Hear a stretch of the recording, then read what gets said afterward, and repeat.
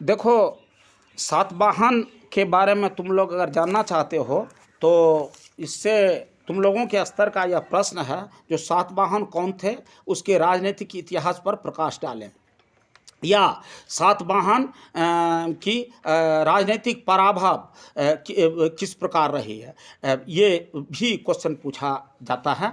अब देखिए, जब हम भारत में एंशियंट हिस्ट्री या प्राचीन भारत की बात करते हैं तो उसमें आपको सातवाहन वंश का भी एक प्रमुख स्थान है, जो आपको मौर्य वंश के बाद जिनकी गणना होती है।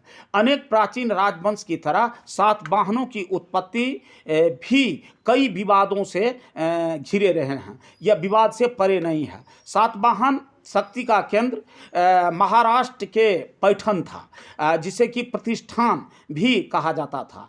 यह एक प्रमुख व्यापारिक नगर रहा था और साधारणतया यह मान लिया जाता है कि सातवाहनों का उद्भव स्थल आंध्र प्रदेश रहा था, किंतु बाद में गोदावरी नदी के तट के साथ साथ बढ़ते हुए पश्चिम में केंद्रित हो गए।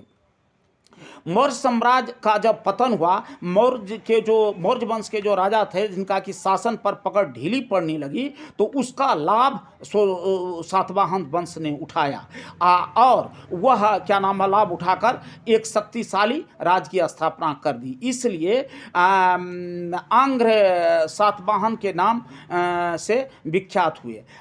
और यह जितने भी उस समय के इतिहासकार हैं या विद्वान हैं, वह इतना तक ही नहीं मानते हैं। उनका मंतव्य है कि सातवाहन प्रारंभ में दक्षिण पश्चिम में निवास करते थे, लेकिन उनकी प्रभुता काफ़ी बढ़ चली थी और लोकप्रियता भी जनसाधारण में काफ़ी होने लगी थी। और वह अपने राज्य को पूर्वी तट के सीमा तक बढ़ा लिया। तब से वे आंध्र कहे जाने लगे। अब देखिए, सातवाहन के क्षत्रिय होने की भी बात लोग करता है।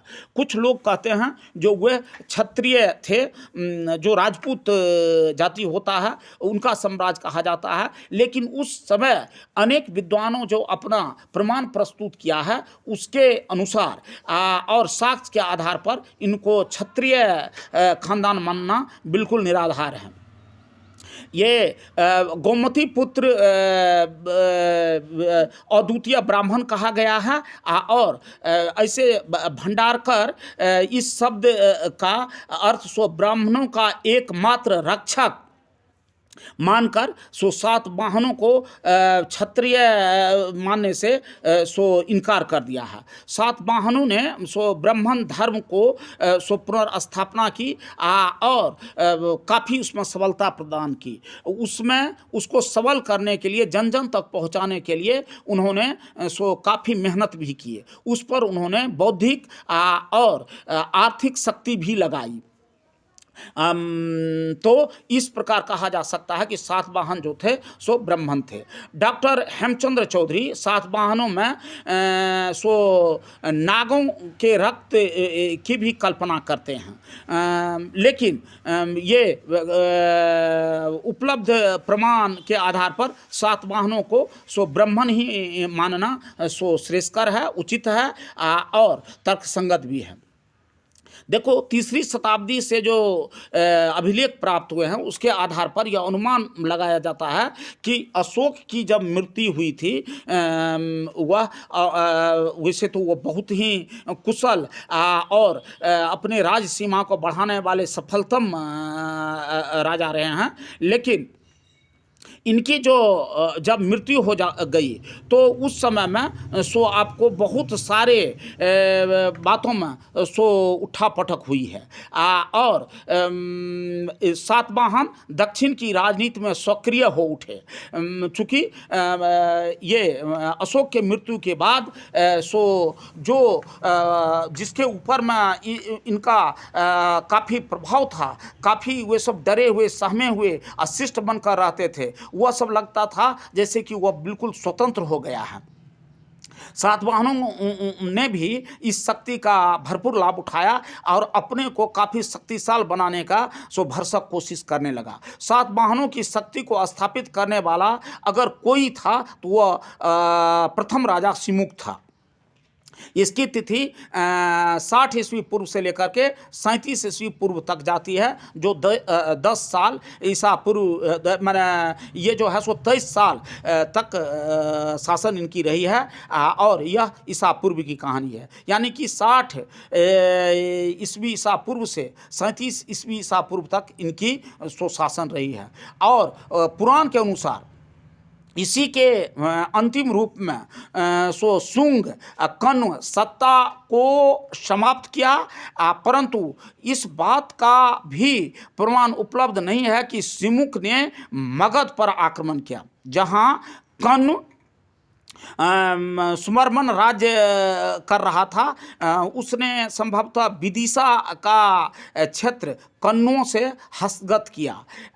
साथ ही धर्म में उनको गहरी रुचि थी। उसने अनेक जैन एवं बौद्ध मंदिरों एवं चैत्यों का भी निर्माण करवाया, क्योंकि उनके मन में यह घर कर गया था, जो धर्म जो है सो आदमी को परिशुद्धता देती है। अगर धर्म के प्रति हम सम्मान व्यक्त करते हैं तो हमारी लोकप्रियता बढ़ेगी और लोगों के बीच जनप्रिय होंगे। तो इस तरह का काम उन्होंने करवाया, परंतु उसके शासन के दौरान वह एक दुष्ट और अत्याचारी राजा बन गया और बाद में उसकी हत्या कर दी गई।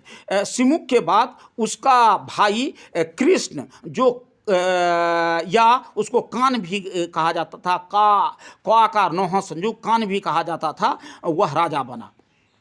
पुराणों के अनुसार उसने 18 वर्षों तक राज्य किया, परंतु उसकी ज्ञात तिथि सिर्फ 10 वर्षों के शासन का है। वह ईसा पूर्व 27 ईस्वी से लेकर 37 ईस्वी से लेकर के 27 ईस्वी तक रहा, जो प्रमाण अभी तक मिलती है।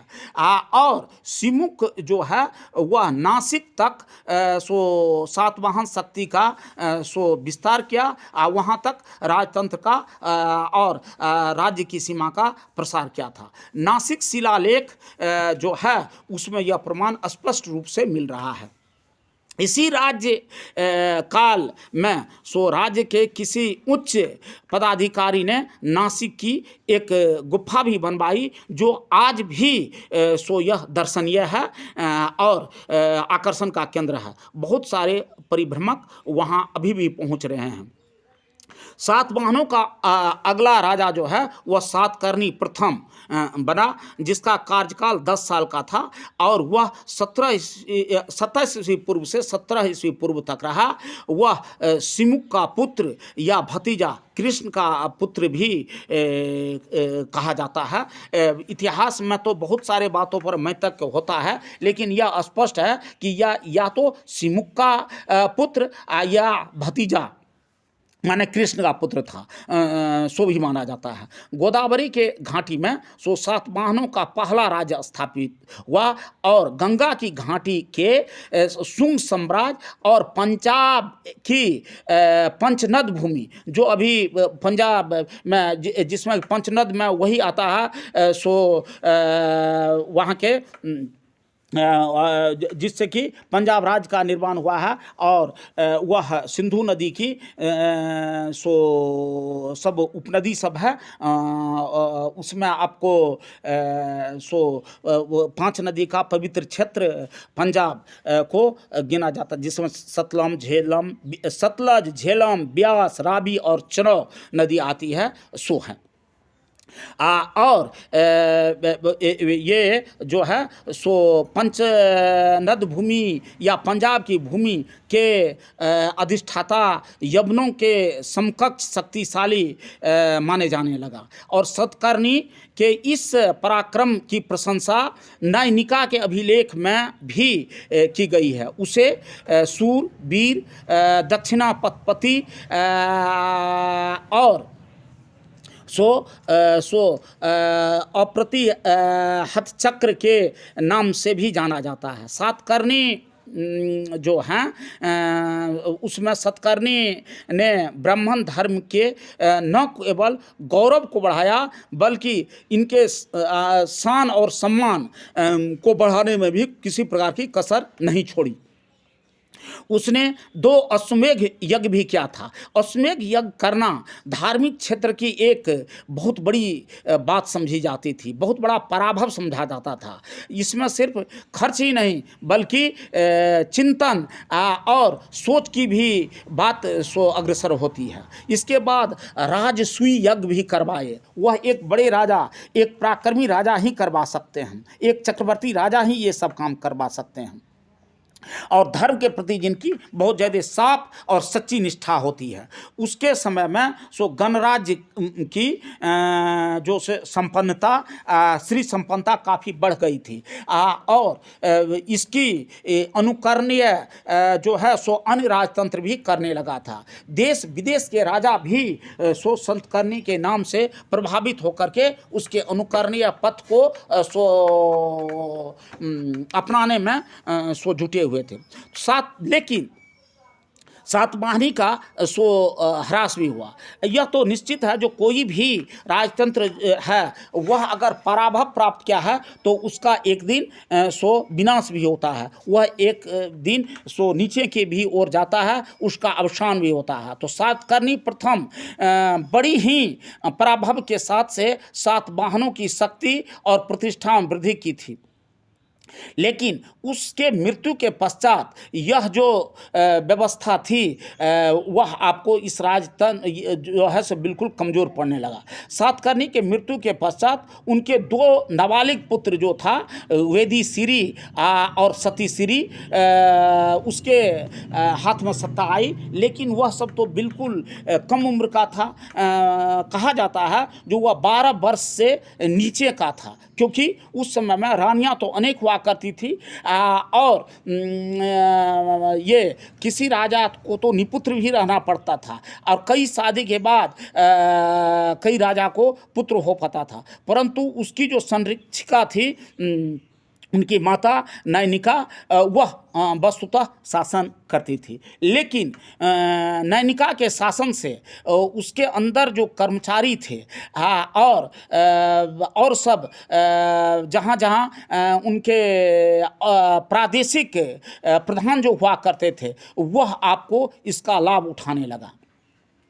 वह उसके सो राजा जो हैं सो पुराणों में सो राजाओं के अतिरिक्त अन्य अनेक राजाओं की भी नाम है, जैसे कि सतकर्णी द्वितीय, लंबोदर, अपिलक, कुंतल सातकर्णी आदि का भी उल्लेख मिलता है। लेकिन इसका कार्यकाल छोटा रहा है और बहुत बड़ा वैभव कार्य ये सब नहीं कर सके, ताकि यह शक्तिशाली साम्राज्य की महत्ता अनवरत बनी रहे। ये सभी नाम मात्र के शासक हुए थे और इस अवधि में शकों ने महाराष्ट्र के कुछ भाग जैसे कोंकण है, मालवा और काठियावाड़ पर अधिकार कर लिया।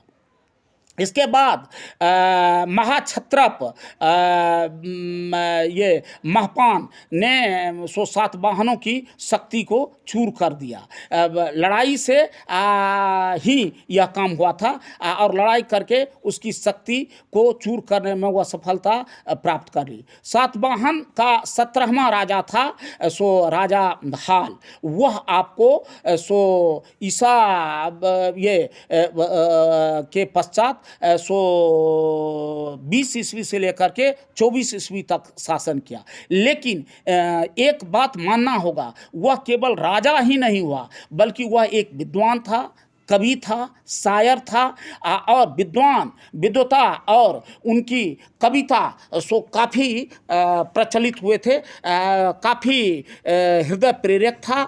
वह वाकई एक विद्वान और बुद्धिजीवी थे। उसके समय में साहित्यिक समृद्धि सो सबसे अधिक हुई।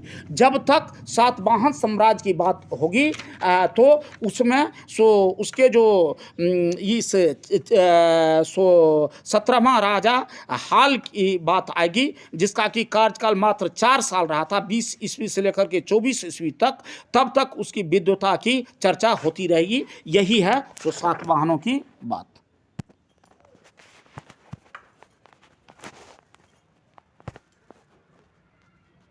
देखो